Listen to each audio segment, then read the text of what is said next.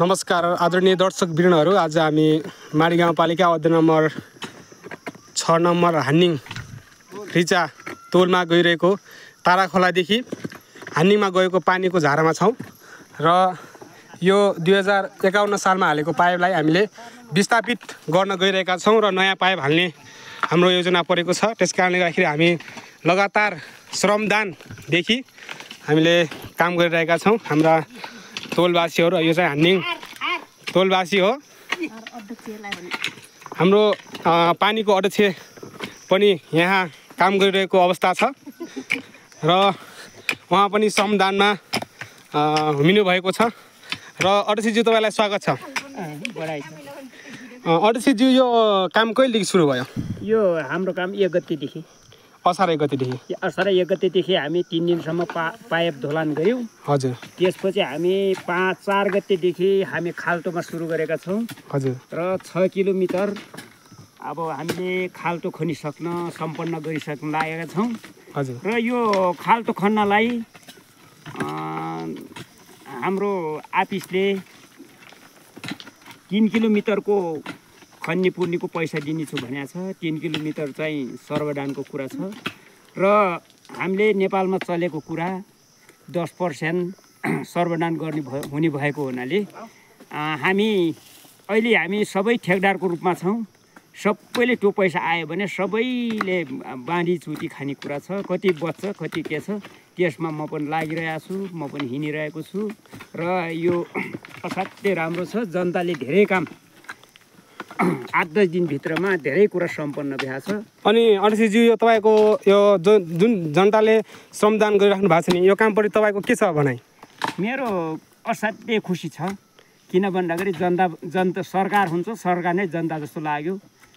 यत्रो 136 जना मान्छे नभए यत्रो काम हुने थिएन र हाम्रो यो 159 घरधुरी छ र 202 धारा हामीले पानी खान्छौँ। यो जनसङ्ख्या यहाँ लागि परेको छ र म धेरै खुसी छु। अनि जनताको कामदेखि तपाईँ जनताले कुनै गुनासो भयो यस्तो भन्ने कुरा त आएको छैन तपाईँमा? होइन, अलि गुनासो आउने कुरा ठिकै हो, तर मैले यसो सम्झाउँदाखेरि फेरि सबै खुसी छन्।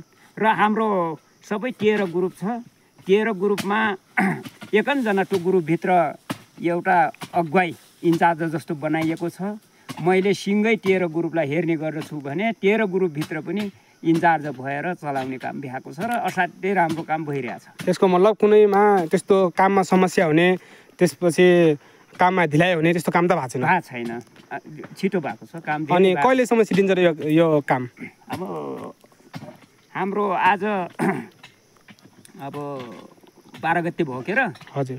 अब भोलि 13 गतेसम्म यो खाल्टो सम्पन्न हुन्छ र हाम्रो 15, 16, 17सम्म चाहिँ अब पाइप यो सबै आइसकेको छ ठाउँमा र जडान हुने काम चाहिँ आधा भइसकेको छ। 4-5 दिनमा यो सम्पन्न होला जस्तो मलाई लागेको छ।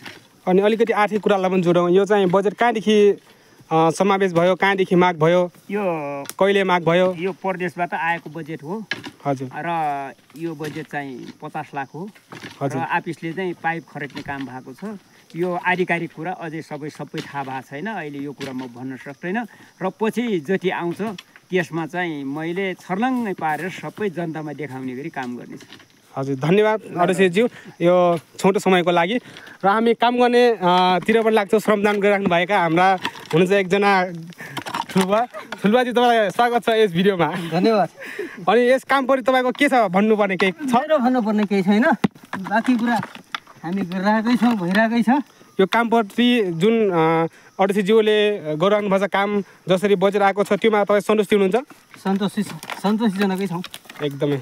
र आदरणीय दर्शकबिनहरू, भिडियोमा चाहिँ बनिरहनु होला। हाम्रो काम निरन्तर चलिरहेको छ र तपाईँहरूलाई के कस्तो लाग्छ यो श्रमदानप्रति तपाईँको कमेन्ट चाहिँ यो कमेन्ट बक्समा छोडिदिनु होला भन्दै अहिलेको लागि चाहिँ म पनि बिदा हुन्छु। नमस्कार।